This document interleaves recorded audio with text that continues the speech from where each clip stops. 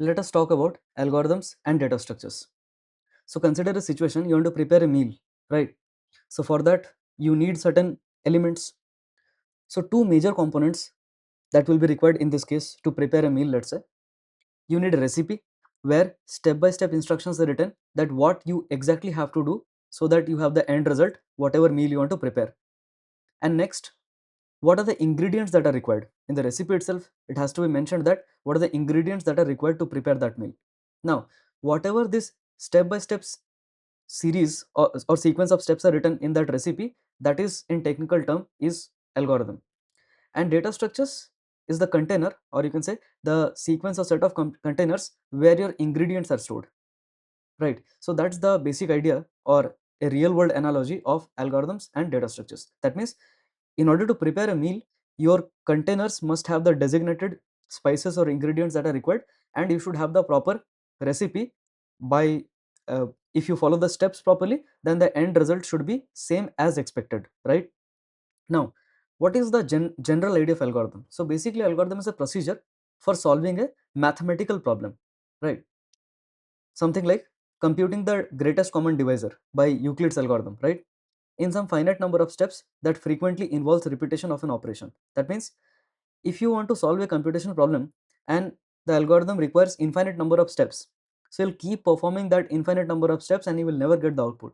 Okay, so one inherent property of an algorithm is that it should always contain finite number of steps. On top of that, it should execute in finite amount of time. It should not be like I am searching for a prime number, or let's say I'm going to generate a prime number and it says that the algorithm keeps giving the output that I will generate the output, and there is no definite output even after 1 hour or millions of years even, right? So there has to be finite amount of time, finite and reasonably finite amount of time. It should not be like the algorithm says that I need 200 years, but as far as I know, human beings cannot live up to 200 years, right?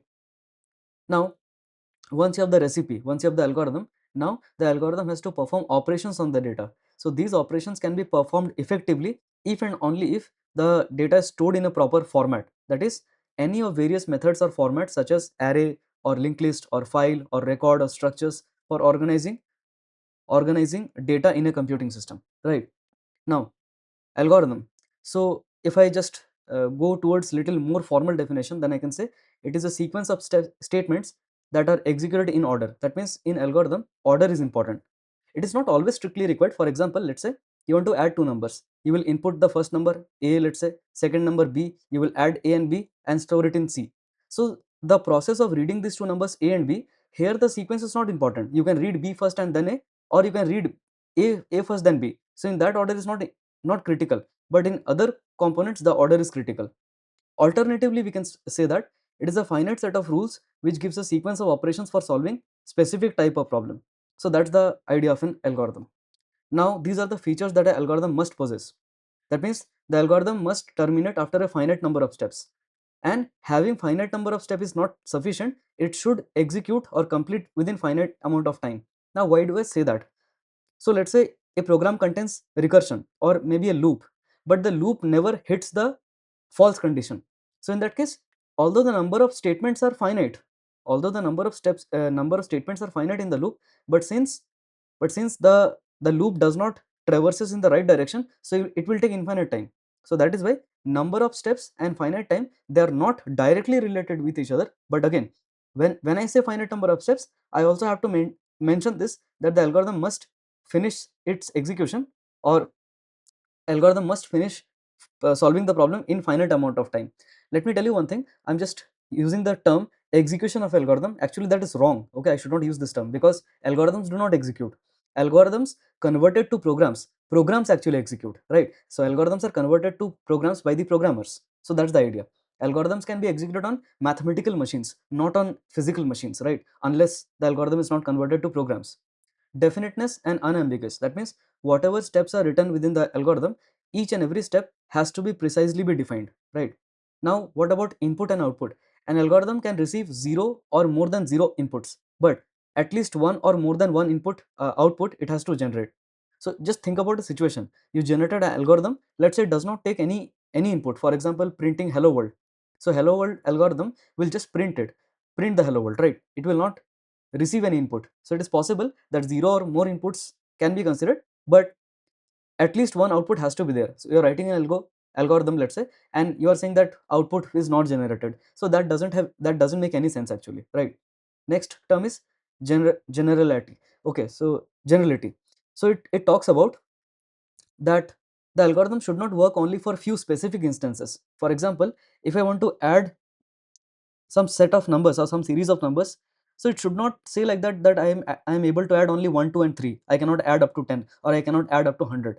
Let's say I want to get a sum of arithmetic sequence. So if I am providing the number of terms, the first term and the common difference, it should be able to generate correct output every time. So that means sum up to n terms should be n over 2 times 2a plus n minus 1 times d, where d is the common difference, n is the number of terms, and a is the first term, right? So it should work in generality. It should not be like that for first 1 to 100 it is giving correct answer, but when I'm adding 1 to 101, 101, then the output is coming wrong. So that should not be the situation. Effectiveness and correctness. The algorithm has to be correct. It should not produce incorrect result. So there is no meaning. So these are the features of an algorithm that any algorithm must possess, right? Now, what are the various problem types which we solve in the world of computer science? One is sorting, searching, string processing, graph problems, combinatorics, okay, problem based on combinatorics, geometric problems, and numerical problems. In sorting, there are various sorting algorithms are there: bubble sort, then insertion sort, selection sort, merge sort, quick sort, heap sort, radix sort, count sort, and I can just go continuously on this, right? In search, we have binary search, linear search, interpolation search, jump search, and so on, right? In string processing, we are having string matching algorithms such as KMP, right? Then Z algorithm, Mannekers algorithm. Okay, in graphs, we are having shortest path algorithms like, let's say, Dijkstra, Prims, Kruskal's, and so on for minimum spanning trees.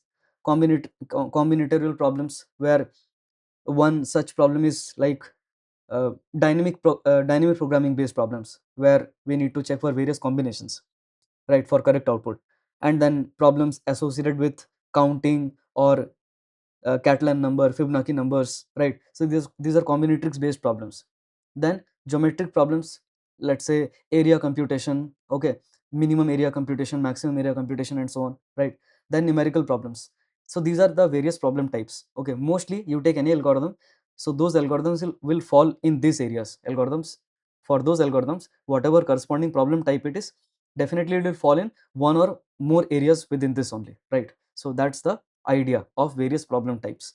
Now, if I talk about data structures, so algorithm should be able to perform operations, but it can perform the operations in a proper manner or in a time constraint manner only if and only if the data structure, a proper data structure is used. So data structure can be defined as the particular scheme of organizing the related data items. That means if your data is organized properly in the memory or whatever hardware system is being used, in that case the algorithm can also perform the operation in an effective manner. So data structure is a way to store and organize data in order to facilitate access and modifications in effective manner and efficient manner. So usage of appropriate data structures is important part of algorithm design. That means while we are designing algorithm, when the algorithm will receive the input, how that input has to be stored in the memory or a specific hardware, piece of hardware, that has to be decided during the algorithm design step. So there is no single data structure which says that it can serve all the purposes. Otherwise, there would be only one data structure and we would not be breaking our head into this one, right? Now, these are the various topics that one should be aware of in the domain of data structures: arrays, linked list, stacks, queues, hash tables, trees, binary search trees, heaps, and graphs, right? So if you observe, this is the if you observe here, this is the career page of Google, official website of Google, okay, where it says the software engineers, that is SWE interview prep guide. So if you observe here, these are the various data structures which they expect from you: arrays, trees, linked list, heaps, stacks, graphs, queues, right, hash, and then NP complete problems, and so on. And in algorithms, if you observe, if you go to the algorithm section, so in this part you can see sorting algorithms, that is searching. So, it also includes the searching algorithms such as binary search, linear search, and so on. Analysis of algorithms, we'll talk about that: divide and conquer, the extra, A star algorithms, greedy, dynamic programming, very very important, right? Recursion, binary trees, algorithms related to binary trees, loop problems, and so on. right? So these are the topics that one should be aware of in data structures. Algorithms, you can see recursion, searching, sorting, hashing, algorithm analysis, right? Algorithm design techniques, I'll talk about this. Greedy approach, we have divide and conquer, dynamic programming, backtracking, branch and bound, and graph traversals. So basically, what is this algorithm design technique? So it is a general approach to solve problems algorithmically. Let's say you're solving certain mathematical problems. So certain class of problems can be categorized into one category. Okay, that this specific pattern has to be applied. For example, let's say trigonometric problems where the expressions are given in terms of tangent of x, secant of x, cosecant. Then generally our mind goes in this direction that let us decompose them into sine and cosine, and things get little easy for us. So we just classify patterns and pack that, right? So that is also similar situation here, that in algorithm design techniques there are certain class of problems which comes into a certain category. So we pack them, we just make a bundle and we say that these are the class of problems which can be solved under this. For example, for divide and conquer, we are having merge sort, right? Then computing Fibonacci numbers, that comes under the category of dynamic programming, right? Then there is a famous n queen problem solved using backtracking, right? And so on.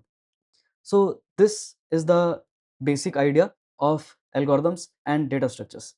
And I don't think that I need to provide an explanation for this, that why any company or why in industry this is very, very important. Because you can see, as we all might agree, that Google is one of the companies out of many which sets the benchmark for all the interviews. So if whatever topics they are mentioning, definitely most of the companies follow similar pattern compared to this, right? And that's our closure for the discussion of basic discussion of algorithms and data structures.